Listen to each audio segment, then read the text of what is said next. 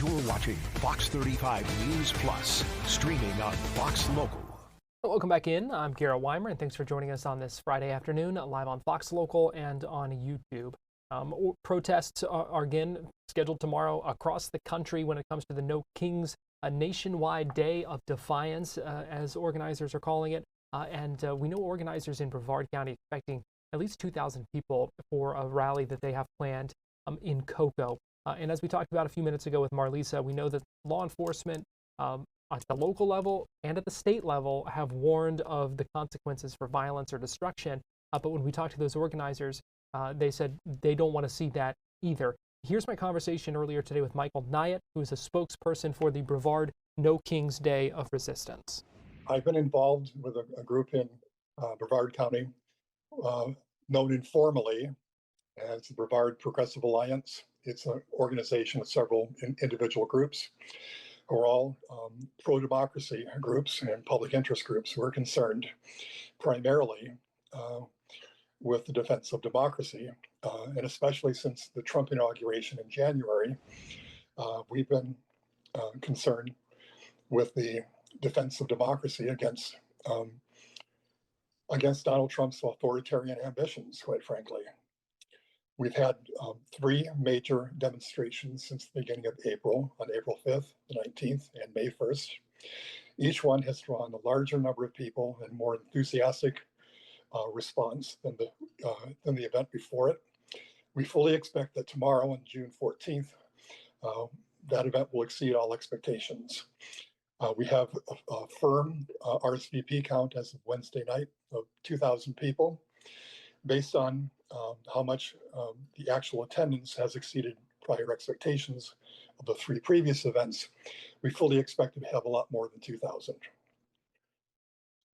Michael, why are you expecting that many people? That's a big crowd. Certainly is. Why do you think that many people will show up to this? Well, on at least a couple of occasions, we expected about 500 to 600 people. What we got was more like 10,000 to 1,100. In one case, we had as many as 1,300 show up, which is several hundred more than we expected at the time.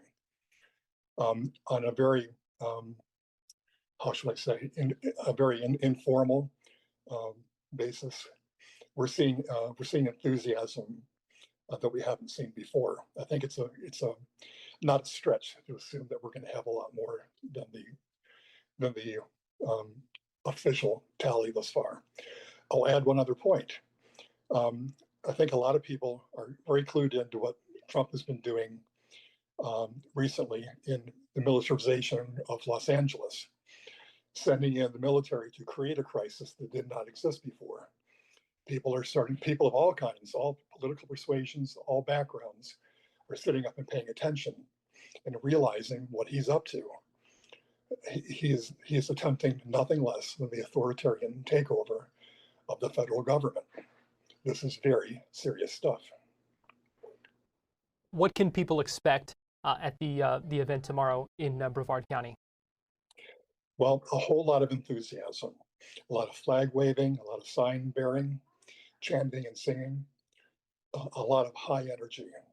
And there will be street theater as well to dramatize the issues in play. All 4 corners of the intersection, US 1 at State Road 520 in Cocoa, will be clogged with people. People lined up all up and down the streets. Probably more people than we can safely contain. We expect that degree of enthusiasm. Are you concerned about it getting out of hand at all?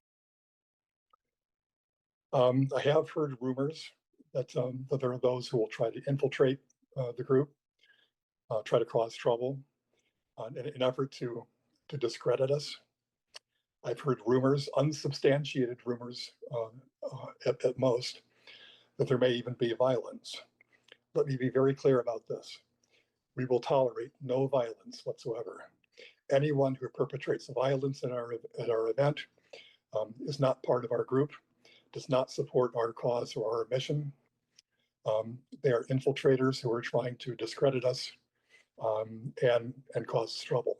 Anyone who perpetrates violence, we will call the police and we will have them forcibly removed if necessary. This is strictly a peaceful demonstration. We intend to keep it that way.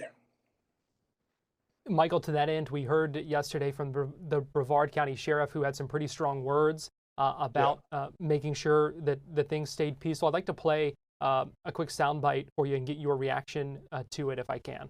All right. If you let it turn violent, whoo, you do not want to do that in Brevard County. If you spit on us, you're going to the hospital and in jail. If you hit one of us, you're going to the hospital and jail, and most likely get bitten by one of our big, beautiful dogs that we have here. If you throw a brick, a firebomb, or point a gun at one of our deputies, we will be notifying your family where to collect your remains at, because we will kill you graveyard dead. Michael, those comments have been getting a lot of attention. I'm curious what you make of that in this climate. I take Sheriff Ivey's point. I agree with his sentiments. There ought to be no tolerance of violence, and I can assure him and the general public there will be no trouble from us. We're on the same page. What do you want people to know about the point that your group is hoping to make with this this event tomorrow, this protest? Yeah. Well, I think it's worth noting that tomorrow, June 14th, will be Donald Trump's birthday. He intends to throw a grand and glorious birthday party for himself in the form of a military parade right downtown Washington, D.C. The whole point is to assuage his enormous ego and to convey the illusion of imperial power. Donald Trump literally seems to think that he's a king. We're gathered tomorrow, along with millions of other Americans in all 50 states across the country, to tell him that America has no kings. Donald Trump is no king, and we are not his subjects. America is a constitutional democracy. It is not a monarchy, and we will not stand for any kind of autocratic behavior from a president who behaves like this. That was Michael Kniant, who was with the group that put together the event in Brevard County. We also had the chance this afternoon to speak with Brevard County Sheriff Wayne Ivey. I talked with him maybe just over an hour ago to talk about how his agency, the Brevard County Sheriff's Office, is getting ready for these protests and what his message is to folks. Sheriff, first of all, I want to start here. You had some pretty strong words yesterday for any potential violence or destruction that may be seen at some of these protests this weekend. Yeah, I would call it a tutorial of, how to not get in trouble at one of these. We said it at the very beginning. I said, we want people, protests and people sharing their opinions, part of our democracy, and we want people to share their opinion. We want them to share their views, and if they're doing it peacefully, we're going to give them a safe environment to do it in. But if it turns violent, then this is what's going to happen. And so I gave them step-by-step guide to what happens if it turns violent. And ideally it won't. Ideally, anybody that's doing that will be peaceful. And when they're peaceful, they can even exercise the First Amendment even stronger and in more clarity. We do know there are a number of these protests planned for Brevard County this weekend, including one in Cocoa, where the organizers say they expect 2,000 people or more. There is the sheriff's office taking any extra steps or doing anything to prepare for this weekend? We've worked with Cocoa PD, and there's also one plan for Palm Bay, we're looking at this as we expect everybody's going to come there. Everybody's going to do the right thing. We've had very large protests before in that same exact area, and everyone was peaceful. Everyone expressed their views, their opinions, but no one did any damage, property damage. No one did any violence. So I anticipate that same exact response tomorrow. And why is that, so important to kind of be prepared for things that could happen, but certainly hoping that nothing does get out of hand? Well, I'll answer kind of in reverse. We live in Brevard County, and our community is a great community. sometimes we get at each other, but we always stand beside each other and work with each other. And so, we've, as I said, we've experienced similar situations in the past, and it's always been peaceful. And that's what we believe our citizens will do. The opposite side of that is you can't react to something. You have to respond to it. That's the proper way to do things. So we always plan ahead, and we're planned, with a response to that. Ideally, it'll be just an absolute no need for all those resources, but we will be ready. What is your message today to folks who are heading out there? So same exact thing as it was yesterday. We want people to share their opinions. George Patton said one time that if everybody's sitting at the table thinking alike, somebody's not thinking. And so, we want everybody to share their views, share their opinions, exercise their First Amendment right. But we want them to do it peacefully. We've got business owners in that area that they're hardworking individuals, that those businesses are their life.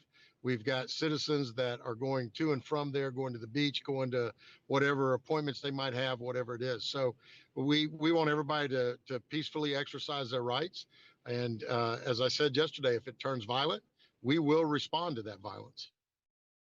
What about when it comes to blocking intersections or roads and accommodations for those kinds of things, or what steps might be taken if you see some of that activity? Yeah, if they're blocking roadways, they're going to jail. If they're trying to mob rule cars and surround cars, they're going to jail. That's not going to be tolerated. Our citizens deserve the right to come and go. This is their community, and they work hard in this community. And so we're going to protect our citizens. What you see happening in Los Angeles, what you see happening in Chicago. I mean, last night they completely shut down traffic in Chicago. That's unacceptable. That's a violation of law and order, and we're not going to have that. So we will respond, and we will respond appropriately to that. All right. Well, Sheriff, is there anything else you want to add that we didn't touch on here? No, I think, we just, like I said, we are very optimistic that everybody's going to come out and have a good time. And, there's another activity planned later in the day where a celebration will be going on. And we know that'll be a great time for everybody as well. So just want everybody to come out and express their views, their opinions, and do the right thing. And you can join our live streaming coverage of that beginning at 10 a.m., scheduled to go from 10 to 7 tomorrow here on the Fox Local.